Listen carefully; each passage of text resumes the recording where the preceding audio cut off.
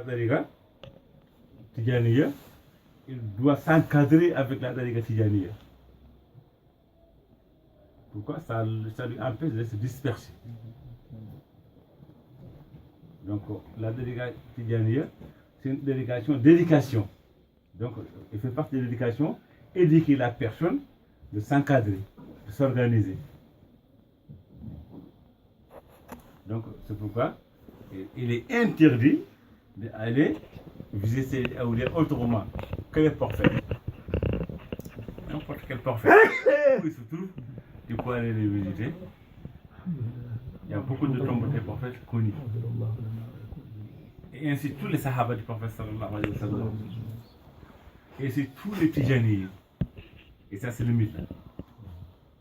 Entre les Tidjani vivants ou morts, et tous les compagnons, tous les prophètes, tu as le droit de les visiter en l'intention de s'augmenter plus spirituellement, tirer profit spirituel.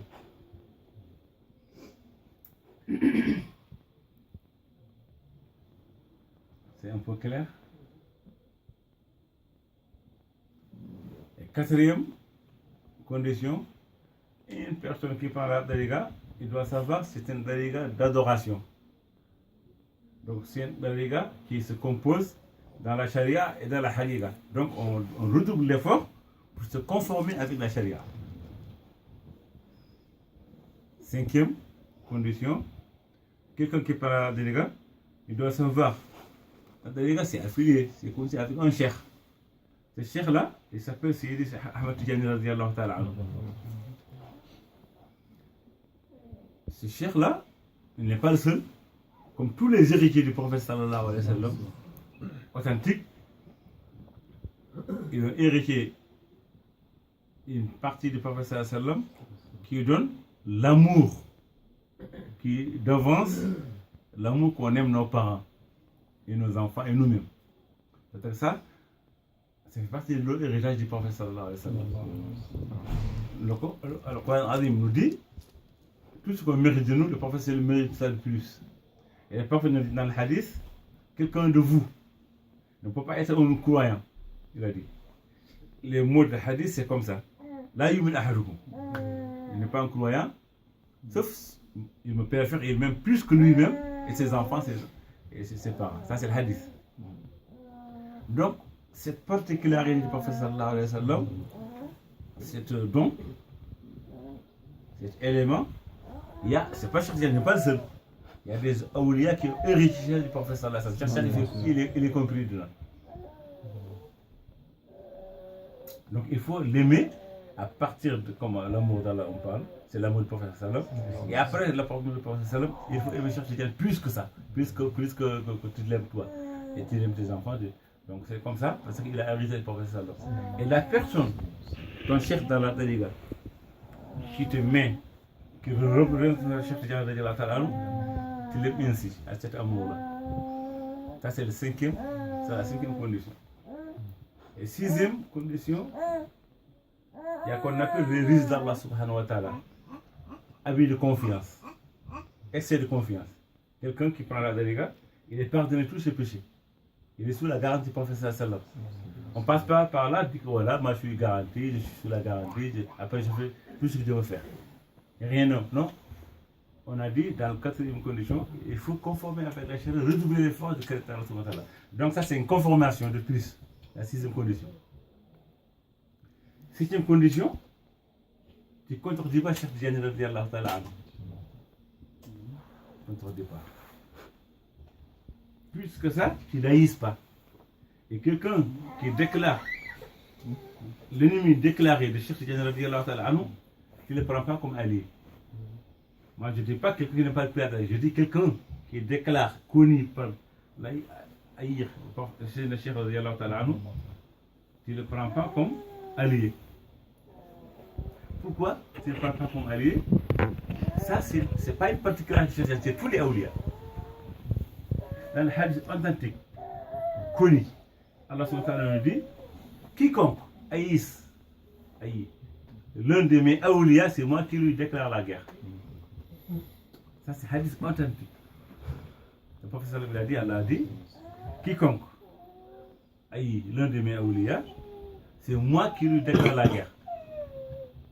Donc quelqu'un, Allah la déclare la guerre, il ne faut pas être allié à ça parce que ça va pas être bien pour toi. Donc n'importe qui déclare sa haine contre Cheikh Tidiane radhiyallahu anhu, il faut prendre sa distance avec cette personne. 8e condition, c'est un engagement solennel. On appelle l'engagement. Donc la tariqa, il est là, à part. Toi, tu es là à part. Tu veux rentrer, donc tu n'arrives pas, sauf avec un engagement. Donc c'est connu dans l'islam, ça fait partie de la charia. Respecter ses engagements, ça fait partie des éléments islamiques.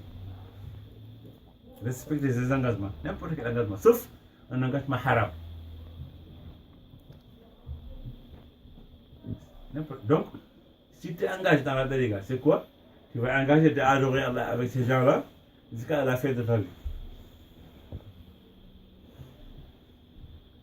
8e condition, c'est ça. 9e condition, il y a des dons dans la tariqa. Cheikh Tidiane radhiyallahu ta'ala anhu, il nous a dit, le prophète a dit. Tout ce qu'on appelle l'invisible, ça fait partie. Il faut savoir, la tariqa c'est concis sur la wilaya. Ça c'est le point de départ de la tariqa. Quand on parle de la tariqa, ça inclut la wilaya. La tariqa c'est concis sur la wilaya. Parce que c'est la wilaya, c'est à part de la wilaya, le prophète radhiyallahu ta'ala anhu, il a vu le prophète pour lui donner la tariqa. Donc ça c'est le fondement. Donc, des choses qui arrivent dans ce côté-là, nous, avec nos mesures, sauf par wilaya, on ne peut pas vérifier ça. Avec intelligence, avec des mesures, avec des techniques, avec des calculs, c'est impossible. Donc, qu'est-ce que ça va passer? Cheikh Tidiane nous a dit, le prophète a dit, donc il faut croire en ça, comme ça. Y compris, il a dit, le prophète sallallahu alayhi wa sallam, quiconque prend ma tariqa, Allah lui pardonne tous ses péchés, il va lui faire rentrer dans le paradis. Il n'est pas seul. Lui, celui qui appuie, ses 2 parents, et ses enfants, et ses épouses, s'il a plus qu'une, si c'est un homme, ou bien son mari, si c'est une femme, et leurs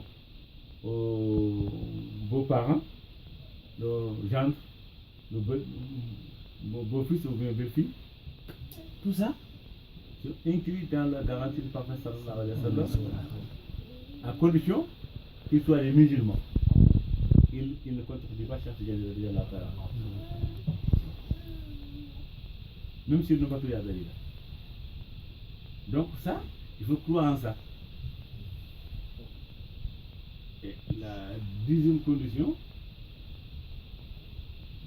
j'ai dit la 9e condition, la 10e,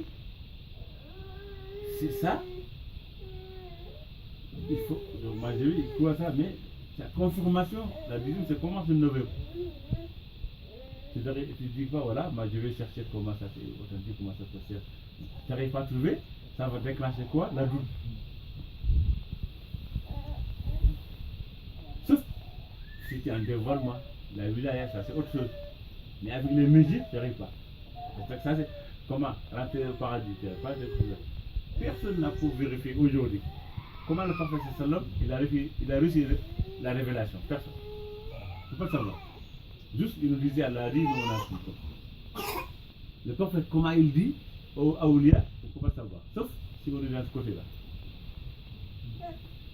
11e condition, si on te donne la tariqa, c'est pour toi. Ce n'est pas à donner à une autre personne, sauf une nouvelle autorisation.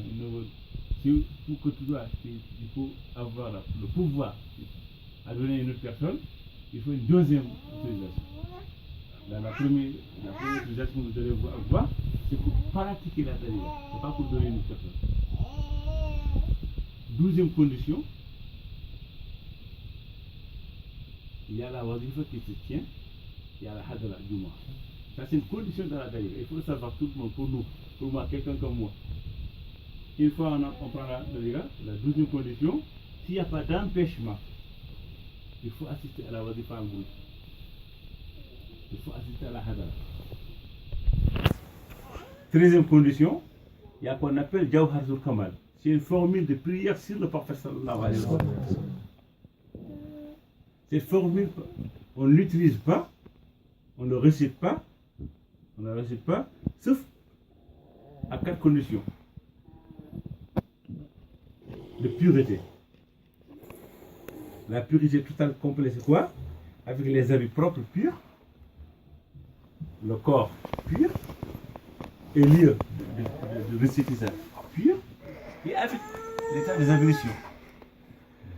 S'il y a un de ces 4 éléments qui vous manque, il ne faut pas réciter Jawharatul Kamal, il faut remplacer Salat al-Fatih. Au lieu de faire 12 Jawharatul Kamal, tu fais 20 Salat al-Fatih dans la wadifa.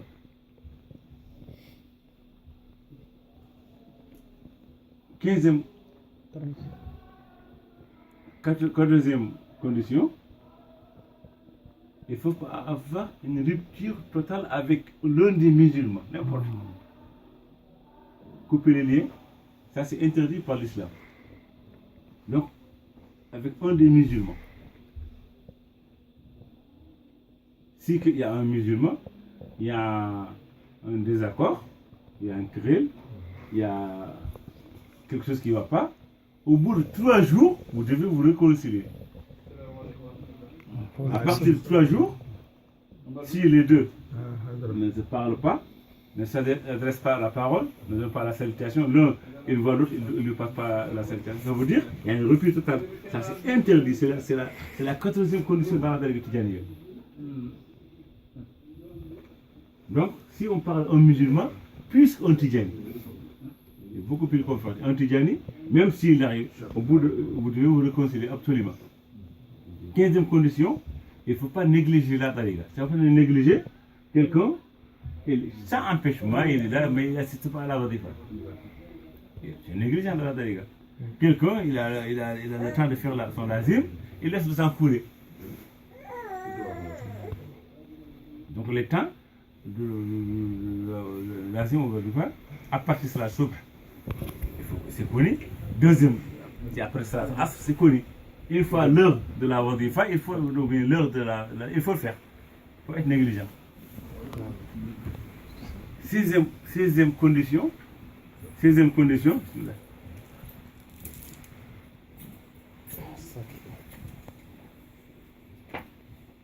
Astaghfirullah. 11e condition que j'avais dit, moi je l'avais dit, pour ne pas donner nom, je t'avais dit il faut attendre, c'était 11e, il faut attendre, on te donne la Tariqa d'abord, même si tu connais comment faire, pour que tu comptes tes Tidjani, il faut attendre comme ça, la transmission. C'est ça la 11e. Donc, pour donner une personne, ça c'est la 16e. La 16e, ça se ressemble à la 11e. La 11e, c'est quoi? Même si tu connais comment faire la Tariqa, tu as vu ça sur livre ou bien tu as appris ça, pour que tu sois toi Tidjani, il faut la transmission. La 16e, c'est quoi? Si on te donne la Tariqa, c'est pour toi, c'est pas pour donner une autre personne. La 17e condition, c'est quoi? Il faut respecter les gens de la Tariqa. Surtout les dignitaires de la Tariqa. Les Muqaddam, les Khulfa, les enfants de Cheikh Tidjani radiyallahu ta'ala. La 18e condition, c'est une pureté, la pureté générale. C'est quoi? Même sans Jawharatul Kamal, juste pour faire ses awrad, pour faire le lazim, tout ça, il faut avoir des vêtements purs et le corps pur. S'il y a impurité, il faut aller se purifier. La 19e condition, c'est toujours veiller sur la probité où on fait le altar. Si c'est pas sûr, il faut que tu aies un drap ou bien un tapis, tout ça. C'est ça l'origine, le drap qu'on fait toujours.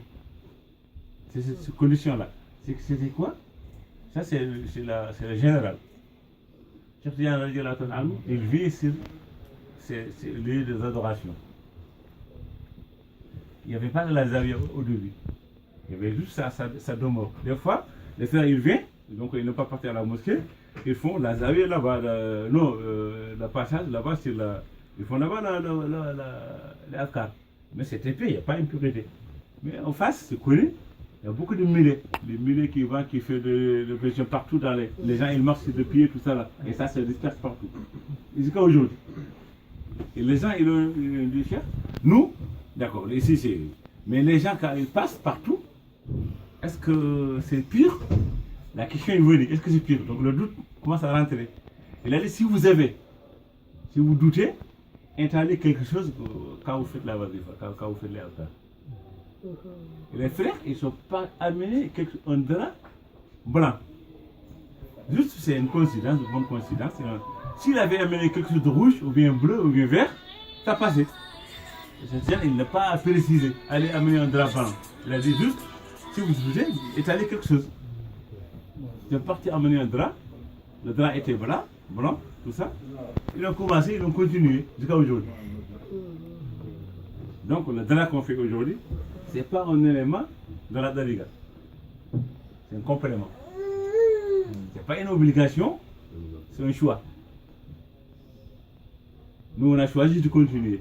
Quelqu'un qui veut faire la wadifa ici sans drap, il est libre. Et après c'est bien, c'est complet, il n'y a personne qui le critique. Ici là, comme c'est propre, on sait que c'est propre, on fait la wadifa, on peut faire la wadifa sans drap. C'est le choix. Comme c'était fait avant, nous on a choisi de continuer. Et 20e condition, quand on fait les afkar, on doit s'orienter vers la qibla. La qibla, quand on fait la prière, c'est la qibla. Donc les afkar aussi, c'est la qibla. Sauf le cas quand on fait la wadifa, ça on fait le halqa. On fait le cercle. Et sauf si la personne, il marche à un lieu et un lieu. D'ici à la boulangerie, d'ici au marché, il va. Donc, n'importe quelle direction c'est bon. Ou bien quelqu'un qui est sur une monture, ou bien il est véhiculé, ou bien. Donc, n'importe quelle direction. Tu es dans le train, soit tu es à la face du train, ou bien dans n'importe quelle direction, c'est bon. Il faut être alcar. S'il n'y a pas d'empêchement, il faut orienter vers la qibla. 21e condition, quand on fait les afkar, on ne met pas notre avec. C'est un acte d'adoration. Qu'est-ce qu'on va faire? On se concentre entre nous et notre interlocuteur. C'est qui? C'est Allah subhanahu wa ta'ala. Quelqu'un qui est en face d'Allah subhanahu wa ta'ala pour interroger ou bien demander à Allah subhanahu wa ta'ala, il ne doit pas mettre de... Vraiment, le respect nous impose, on ne peut pas mettre d'autres choses. C'est pourquoi dans la salat, on ne peut pas ni parler ni manger. C'est ça que là, on est à Nadira Bahu. On parle, on a dialogue avec notre Seigneur. Quand il dit Astaghfirullah, je demande à Allah pardon. Allah t'écoute. Tu es en train de lui demander. Il est en train de répondre, de parler à Allah subhanahu wa ta'ala. Tu dis La ilaha illallah, ou bien Allahumma, tu l'évoques, tu l'appelles Allahumma, et vous Allah, avec tous ces noms, tu dis Salli ala Sayyidina. Prie. Et alors, si tu n'es pas concentré, ou bien tu amis, ou bien tu mêles, ça veut dire que toi, tu n'as pas donné la valeur, ou bien tu n'es pas. Donc quand on fait le yurt, on ne met pas rien du tout. On ne mange pas, on ne boit pas, si une personne nous parle, on ne lui répond pas. Sauf 3 personnes pour un nom. Son père, même s'il n'est pas musulman. Même s'il n'est pas musulman. C'est clair? Tu es en train de lire et ton père t'adresse la parole, il faut lui répondre. Ta maman, même s'il n'est pas musulman. Et ton chef. Les 3 personnes, quand l'un de ces 3 il t'adresse la parole, il faut absolument tu s'arrêtes où tu es, tu lui réponds. Quand il finit, tu continues. Le rythme n'est pas cassé. Mais toi, tu n'as pas le droit d'adresser la parole, d'obéir la parole. Tu as juste le droit de répondre. C'est une obligation. Tu dois répondre. Et une femme, quand son mari lui adresse la parole, là, il doit répondre. À part ça, si quelqu'un te parle tu réponds pas. Si tu réponds, tu as fait quelque chose interdit dans la dariga, en plus tu as cassé le wird, il faut recommencer. Il faut repentir vers Allah subhanahu wa ta'ala. Les contraintes, c'est connu. C'est quoi les contraintes? Quelqu'un, il est là, il a vu qu'un enfant commence à vous réchauffer sur l'escalier, une chose comme ça, ou bien sur l'inférieur. Il y a une personne à côté. Là, attrape l'enfant, une chose comme ça c'est une obligation, ça fait partie de l'islam. Absolument, tu dois le faire. Les choses contraintes, c'est connu dans l'islam. Donc, à part ça, si quelqu'un te adresse la parole, sauf salam. Le salam, en majorité, les gens ne disent pas salam. C'est quoi la position de salam? Quelqu'un te dit assalamu alaikum, qui fait un dhikr, il faut lui dire wa alaikum salam.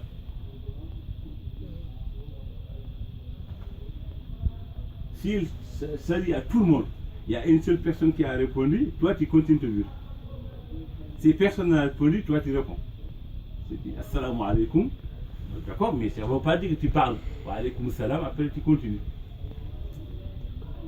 Si tu dis assalamu alaikum wa rahmatullah, il faut lui dire wa alaikum salam wa rahmatullah, minimum. S'il dit assalamu alaikum wa rahmatullah wa barakatuh, tu lui dis wa alaikum salam wa rahmatullah wa barakatuh, pas plus. Ça, il faut parce que pourquoi? Raddu salam, c'est farida. Ainsi, quand on fait le dhikr, ici, on fait l'iqama pour la prière. Comment on fait? Absolument, où on était, on s'arrête. Juste au début de l'iqama. Allahu Akbar, Allahu Akbar. Ashhadu an la ilaha illallah, pour l'iqama, les gens commencent, toi tu s'arrêtes. Où tu es avec le wird, lazim ou wadifa, n'importe. Tu prends, il faut, tu sais pas, s'il y a 12 ou 13, tu fais la salat, une fois assalamu alaikum, tu continues le but, tu ne recommences pas. C'est comme ça qu'on fait dans la dariga. D'accord. 22e condition, il faut avoir une concentration quand tu fais Adkar. Concentré comme si tu es devant Cheikh Tidiane radiyallahu ta'ala. Essaye de visionner qui est avec Cheikh Tidiane radiyallahu ta'ala. Qu'est-ce qu'on va devenir comment? Avec du respect, c'est sûr. Si tu es avec quelqu'un respectueux, tu ne tournes pas la tête, gauche et droite comme ça, tu fais non, non. Vraiment, si tu es avec quelqu'un respectueux, tu te contrôles. Donc, tu te fais Adkar, tu t'imagines, tu es avec Cheikh Tidiane radiyallahu ta'ala. Si tu arrives à visionner Cheikh Tidiane radiyallahu ta'ala, c'est beaucoup plus. Si tu arrives avant un réveil, machallah. Plus que ça, avant de tenir accompagné au prophète sallallahu alayhi wa sallam, se concentrer et imaginer et visionner le prophète sallallahu alayhi wa sallam beaucoup plus. Ça c'est la 22e condition. 23e condition, c'est pour quelqu'un qui connaît l'arabe. Il sait la signification des mots. Les mots. Quand il récite, il dit astaghfirullah, il sait, quelqu'un qui connaît l'arabe, il sait bien qu'il a dit, il demande Allah pardon. Il sait, parce que comme en français, si tu dis je demande pardon, quelqu'un qui connaît le français, il dit, c'est bien ce qu'il a dit. Quand tu dis astaghfirullah, tu as dit, moi je demande Allah pardon. Je sollicite Allah qu'il me pardonne. D'accord. Donc, quelqu'un qui connaît l'arabe, qui fait attention à ce qu'il dit. Quelqu'un qui ne connaît pas l'arabe, il doit susciter un peu, murmurer tout ça. Pour lui tout seul, il arrive à attendre ces mots. Sinon, s'il arrive à concentrer, tant mieux. C'est ça les 23 conditions dans la dariga tidiane. Tous les 23 conditions qu'on a citées, si on voit, si on regarde bien, même quelqu'un qui n'a pas pris la dariga, c'est des conditions qui aident la personne à s'encadrer dans l'islam. La pureté, respecter les engagements conformés avec la charia, se concentrer avec quelqu'un de bien, même si ce n'est pas Cheikh Tidiane, plus se contenter comme si tu étais avec le prophète sallallahu alayhi wa sallam. Les conditions dans la dariga, si on regarde bien les conditions, même quelqu'un qui n'a pas pris la dariga, s'il veut pour être un bon musulman, il lui faut ça. C'est sûr. Sinon, comment il peut? Si la personne quelqu'un qui ne s'encadre pas, quelqu'un qui a l'habitude de faire des désordres partout, il n'arrive pas, il ne gagne pas son temps pour s'organiser. La Liga, ça nous donne une manière d'entraînement pour se conformer, pour s'entraîner, comment ça s'appelle, pour s'encadrer et s'organiser. Plus que ça vient du prophète sallallahu alayhi wa sallam. Donc, quelqu'un qui prend comme ça, c'est ça les 23 pour s'en aller. Et aussi, sur les pratiques. C'est quoi? On te donne, qu'on appelle le lazim, la wadifa et la hadr al-juma. Le lazim, si tu fais, c'est à l'intention, comme ça, tu peux faire lazim. Il y a une invocation de l'ouverture. C'est du Jibril. Il dort. C'est du Jibril. Il est fatigué, de Jibril. D'accord. On t'a dit de faire les doigts de l'ouverture sur la ligne. Les doigts, Allahumma inni a'udhu. D'accord. On a dit, il va faire ça sur la ligne. L'ouverture, ça, c'est pas une obligation. C'est une préparation. Sinon, tu récites Al-Fatiha, une fois Al-Fatiha, avec l'intention que tu es en train de faire ta lazim, tu débutes Astaghfirullah 100 fois, automatiquement tu passes à Salat al-Nabi sallallahu alayhi wa sallam. Si c'est Salat al-Fatiha, c'est mieux. Sinon, n'importe quel Salat al-Nabi, c'est bon. Tu fais Salat al-Nabi 100 fois. Si c'est Salat al-Fatiha, comme on le dit, c'est mieux. Tu fais Subhanallah une fois. Directement, tu passes La ilaha illallah 100 fois. D'accord. Si tu rajoutes Sayyidina Muhammad Rasul alayhi salam, c'est un complément. Mais sinon, si tu fais la ilaha illallah, c'est bon, c'est arrivé, c'est achevé. Mais c'est mieux, beaucoup mieux, tu fais Sayyidina Muhammad Rasul alayhi salam une fois. Après, le lazim c'est fini, c'est achevé. Tu clôtures le lazim avec quoi? Inna Allah wa malaikatahu yusalluna ala nabiyyina sallallahu sallallahu alayhi wa sallam, subhana rabbil amma yasifun, salamun alhamdulillahi alamin. Ça c'est pour clôturer. Après les conférences, c'est fini. C'est ça qu'on appelle lazim. Ça, on fait ça obligatoirement 2 fois par jour. Une fois le matin et une fois l'après-midi, le soir. Et qu'on appelle la wadifa. La wadifa, c'est ce qu'on a fait en groupe ensemble. Ça aussi, ça se compose avec Al-Fatiha, Astaghfirullah al-azim alladhi la ilaha illa huwa al-hayy al-qayyum, cette formule 30 fois. Salat al-Fatih, uniquement la wadifa, ça se fait avec Salat al-Fatih. On ne peut pas remplacer Salat al-Fatih. Quelqu'un qui ne connaît pas Salat al-Fatih, en attendant, il n'est pas obligé de faire la wadifa. La wadifa ne se fait pas que avec Salat al-Fatih.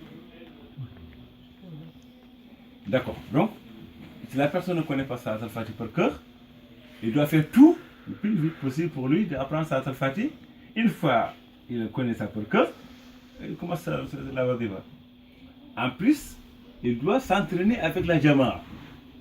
Quelqu'un qui ne connaît pas Jawhar Kamal, ou bien qui connaît Salat al-Fatih, s'il vient, il reste avec la jama'a, il récite, même si lui ne arrive pas, il fait un mot, 2 mots, après il commence ça. Une fois il l'a fait, lui il l'a fait. Quelqu'un qui n'a pas connu Jawhar Kamal par exemple. Pour apprendre, il est avec la jama'a, il faut la wadifa. Lui il n'arrive pas à réciter parce qu'il ne connaît pas. Mais s'il a fait tout, le reste de Jawhar Kamal par exemple, il essaie de le suivre. S'il a fini, il a fini, il ne recommence pas. Il ne recommence pas, il dit que voilà, je n'ai pas fait parce que non. Une fois ils l'ont fait, lui il a fait. Pareil, Salat al-Fatih. Quelqu'un qui ne connaît pas Salat al-Fatih ne peut pas faire une wadifa. Quelqu'un qui ne connaît pas Salat al-Fatih, lui, il peut faire une wadifa. Il remplace celui tout seul. Mais s'il est avec une jama'a, il faut le savoir. Là aussi, c'est une question. Quelqu'un qui ne connaît pas Jawhar Kamal, mais il fait avec un groupe. Il y a des gens, le groupe il commence Jawhar Kamal, lui il remplace 20. C'est pas comme ça, c'est pas la procédure. Il ne doit pas remplacer. Il doit essayer de les suivre. C'est un peu clair. Il ne connaît pas Jawhar Kamal. Ça veut dire qu'il ne va pas réciter Jawhar Kamal parce qu'il ne connaît pas. Celui tout seul, il remplace le Jawhar Kamal 20 fois. Ça Fati. Mais s'il est avec un groupe, le groupe vont arriver jusqu'à du Jawhar Kamal, lui il ne peut pas réciter le Jawhar Kamal parce qu'il ne savent pas. S'il remplace, ça veut dire qu'il n'a pas su, il ne connaît pas, il n'a pas bien enseigné. Ce qu'il doit faire, même un mot, ça suffit. Il doit réciter Jawhar Kamal avec eux. Une fois la vente est finie, lui aussi, ça va devenir fini. C'est ça la procédure, c'est ça le jugement. D'accord. Donc, la wadifa, c'est Astaghfirullah de la ilaha illallah 30 fois, Salat al-Fatih 50 fois. Donc, tu complètes Salat al-Fatih avec Subhana Rabbil Izzati amma yasifun wa salamun ala al-mursalin walhamdulillahi rabbil alamin. Tu enchaînes avec La ilaha illallah 100 fois, Sayyiduna Muhammad Rasul alayhi salam une fois, Jawharatul Kamal 12 fois. Après, tu clôtures avec Inna Allah wa malaikatahu. Jusqu'à la fin. La wadifa, c'est ça. La Hadra Juma, c'est quoi? C'est chaque vendredi. La wadifa, c'est une obligation, c'est une fois. Tu ne peux pas faire moins d'une fois par jour. Mais si tu fais 2 fois par jour, là, tu fais, mashallah. Cheikh Tidiane il a dit Ashabi Ashabul Wadifa. Mes compagnons, c'est les compagnons de la wadifa. Ça, pour donner le savoir c'est quoi. Ashabi Ashabul Wadifa. Si tu vois quelqu'un qui vraiment. Il faut considérer. Parce que quand on dit Ashab, c'est la 3e degré de la Daliga. Le Daliga, il a 3 degrés. Le premier degré, c'est Fukara. 2e degré, c'est Talamida. 3e degré, c'est Ashab. Comme on dit, un disciple, un muqaddam, un khalifa. Donc, Ashabul Wadifa, c'est les khulafa de Cheikh Tidiane radiyallahu ta'ala. Ashabi, Ashabul Wadifa. D'accord, donc, tu es quelqu'un qui vraiment il est persuadé pour la wadifa, il est motivé pour la wadifa, il est là. Enfin, il faut considérer là, il fait partie des compagnons de Cheikh Tidiane radiyallahu ta'ala. Compagnons, c'est des gens où il est, ils sont là-bas. C'est pas que des fois, moi je suis là, toi tu es pour 1000 là-bas. C'est qu'on appelle un vrai compagnon. Compagnon, le mot compagnon c'est en français. C'est quoi un compagnon? Quelqu'un qui est avec toi. Un compagnon. Donc, Ashabi, Ashabul Wadifa. Mes compagnons, c'est les compagnons de la wadifa. Donc, la hadara, c'est quoi? Une fois, avant de coucher le soleil le vendredi, la journée du vendredi, les frères se réunissent. C'est estimé en temps, c'est pas un nombre. Il faut le savoir. C'est estimé en temps. On dit 1 heure.